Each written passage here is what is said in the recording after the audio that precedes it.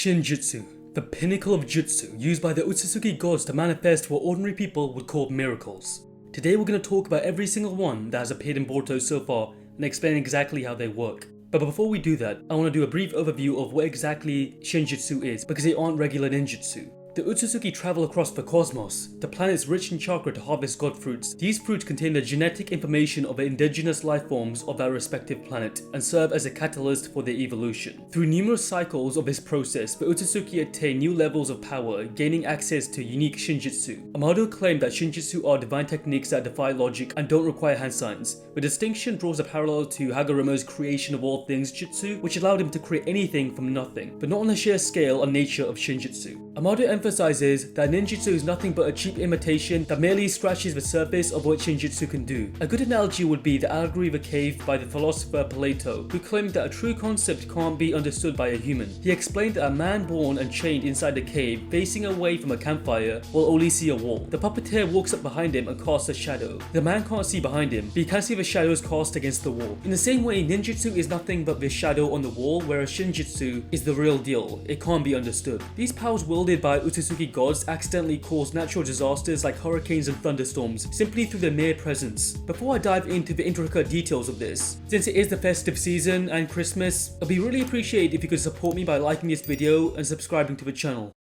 The first Shinjutsu that we are introduced to is Vakama. Yes, Vakama is technically a Shinjutsu, a very powerful Shinjutsu that allows the Otsutsuki to plant their genetic code and powers inside a vessel, so that they can be reborn later, potentially making them immortal. As time progresses, Vakama gradually supersedes the vessel's genetic profile, molding them into the perfect Otsutsuki. The Kama is represented as a diamond-shaped seal on the user's body and exists to save the weaker member of the clan, because one of them, usually the weaker one, serves as a sacrifice for a divine tree to produce a chakra fruit. However, if an Otsutsuki doesn't have a pair to use as a sacrifice, they can use themselves as the sacrifice to the divine tree. Compatibility with an Otsutsuki is usually quite rare and unpredictable. An incompatible vessel usually experiences a fatal seizure during the ritual. In some cases, an unsuitable vessel survives, bearing a variant of a seal is known as a white karma, just like the one that Code has. Despite not having an Otsutsuki soul, they will still gain unbelievable abilities, and in unique cases can still transform into an Otsutsuki. If the reincarnation hasn't occurred yet, the soul of a deceased Otsutsuki may temporarily seize control of a vessel's body. The Otsutsuki grants a vessel their combat experience, making them automatically a seasoned warrior with thousands of years of experience. They also gain two of Vakama's transformations that make them far more powerful. The first stage makes them faster and stronger, spreading their markings, and the second stage makes them even more powerful, giving them a horn, as well as the ability to fly. Other abilities include chakra absorption and dimensional travel, but there's a ton more to it, but I'll save that for another video.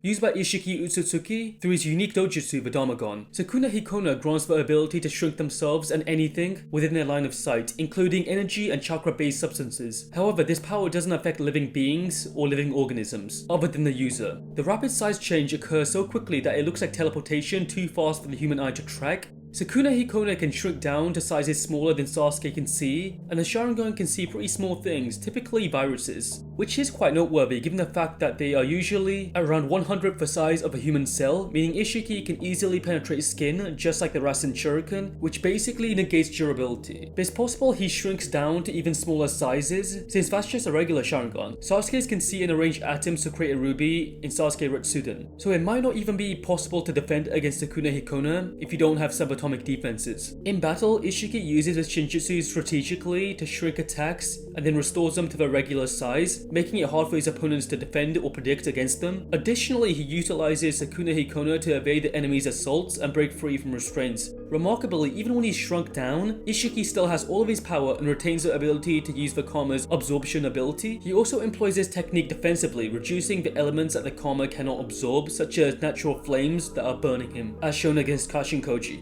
Moreover, Sukuna Hiona isn't limited to just shrinking entire objects. Ishiki can target specific sections, causing structures to collapse, which might work as a part of a larger game plan, like when he removed parts of a building's rooftop. When Ishiki was injured against Kaguya when she betrayed him, he had to utilize his Shinjutsu to transfer himself into Jigen's body, who was basically just a random monk. Effectively, he became a parasite and survived inside of him.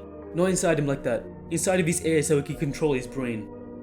Going hand in hand is the Daikokuten, which is another advanced Shinjutsu that Ishiki uses alongside Sukuna Hiona. This particular Shinjutsu is basically just a storage space for anything shrunk down using Sukuna Hiona. This storage space is its own separate dimension that doesn't have time flowing through it, either because it's frozen or time just doesn't exist within it. It's quite an interesting concept. This space is like a giant freezer in which anything can be preserved and maintained in the original condition, frozen and untouched forever. Even more interestingly, these stored items can be summoned back into reality instantly, at the user's command to catch opponents off guard. Notably, the disruption cubes can disrupt the sensory abilities of Sasuke's Sharingan and Naruto's 6-path Sage Mode, since both are incapable of sensing them. Even the velocity of objects that he summons from this dimension, like rods, can move so fast and reach speed so quick that even Sasuke can't perceive them, despite being able to perceive the events of Momoshiki and Boruto talking to each other in frozen time.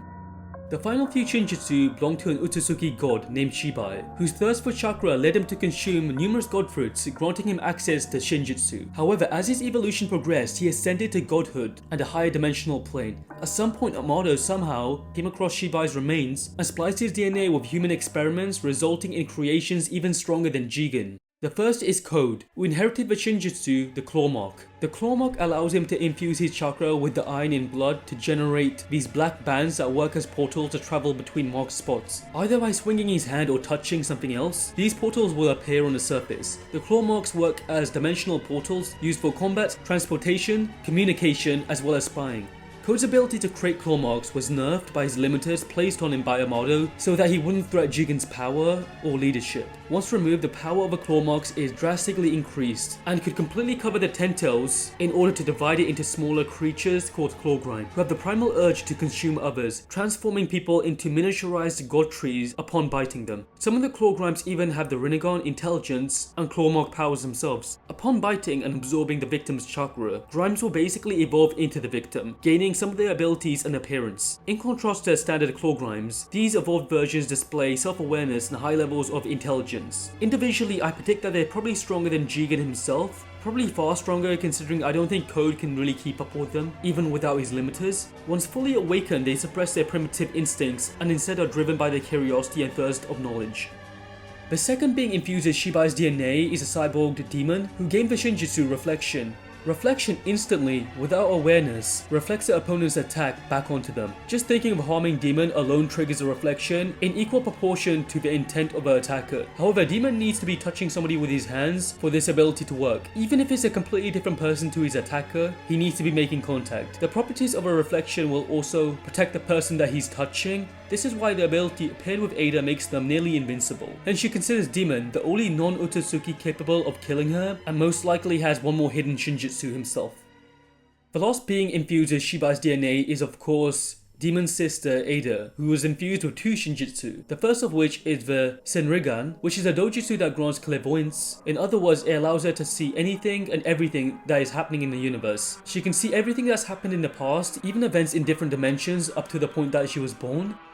Now her second Shinjutsu was first thought to be called the Charm ability and was believed to romantically attract everybody except family and Otsutsuki. Charm affects instinctually and unconsciously, so nobody who is affected by her is able to resist her commands. Trying to resist her control for too long will lead to vertigo, fever, headaches, and inevitably lead to brain damage. However, non-offensive and indirect means of opposition is the Shadow Possession technique, which can technically still be used, but to a weakened degree.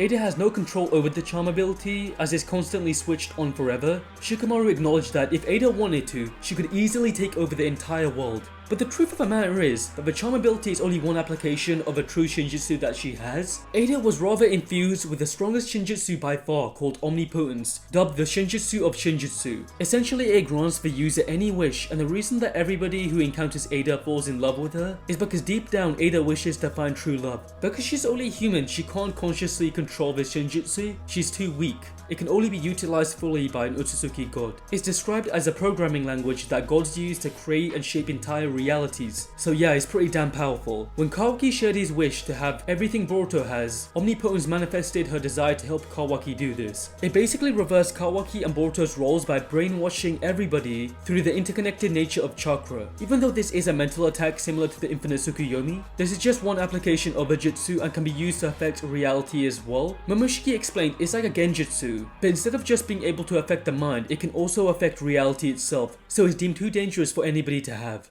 They totally outscale the typical ninjutsu, and the scary thing is there's probably more out there that we don't know about. However, Momoshiki does, and it's kind of implied that he has knowledge over all of them, so there's probably more out there.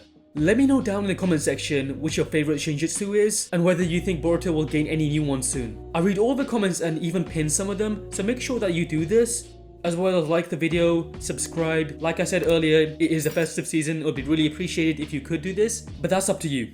Anyway, thank you for watching and I'll see you later. Peace out.